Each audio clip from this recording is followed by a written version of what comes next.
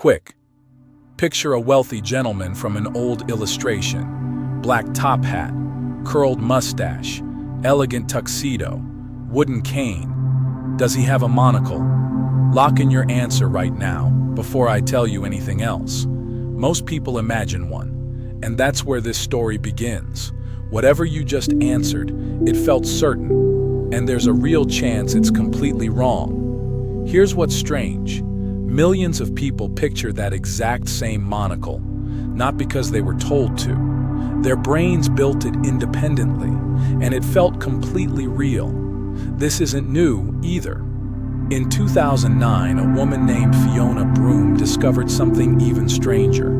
She remembered Nelson Mandela dying in prison in the 1980s, complete with news coverage, complete with a widow's public grief. Nelson Mandela did not die in the 1980s. He was released from prison in 1990, became president of South Africa, and lived until 2013. And yet, when Broome mentioned this memory online, she wasn't met with correction. She was met with agreement from thousands of strangers who remembered it exactly the same way. Here's a test almost everyone fails. Picture that same gentleman, top hat, mustache, cane. Now picture his monocle. Most people confidently remember one, but in reality, it was never there. In a 2022 survey of over 4,000 people, more than half insisted the monocle was real, not a guess, a vivid, confident memory.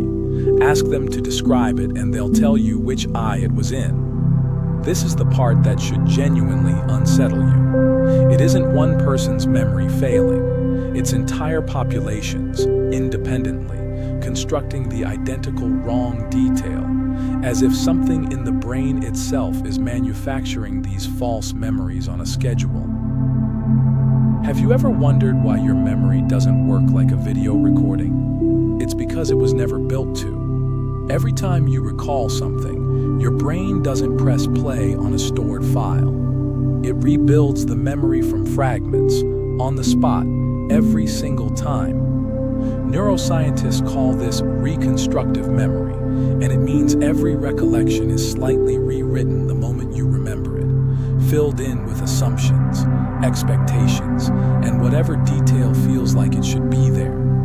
A monocle simply looks like it belongs on a wealthy gentleman from that era, so decades of brains independently, quietly added one in, and then treated the addition as fact. But reconstruction alone doesn't explain why millions of strangers land on the exact same wrong memory. So here's the second piece.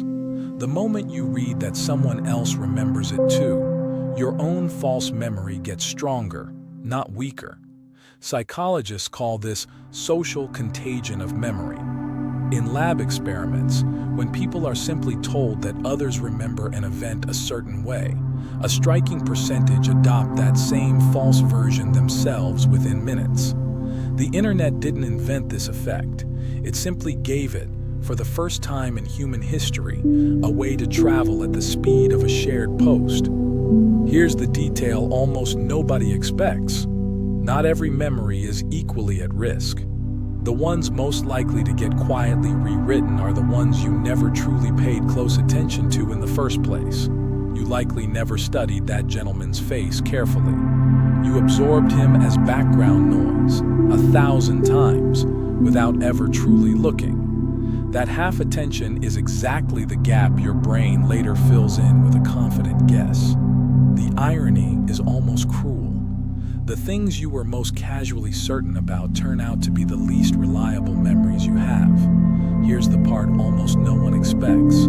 Some researchers believe there may be an even stranger explanation hiding beneath the psychology, one that briefly made physicists take the Mandela effect seriously.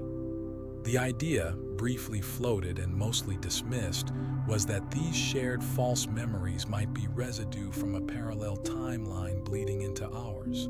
It's almost certainly not true. But notice what makes it tempting to believe. A false memory feels exactly like a true one from the inside. There is no internal warning light, which means the real twist isn't about alternate universes at all. It's that your own certainty was never proof of anything to begin with. You were never comparing your memory against reality. You were only ever comparing it against your own confidence. And confidence, it turns out, was never a reliable witness. Somewhere in your own memory, right now, sits a detail you have never once questioned, simply because questioning it never occurred to you. If your brain can rewrite something as simple as an illustration you've seen 1,000 times, what else has it rewritten that you've never once thought to question?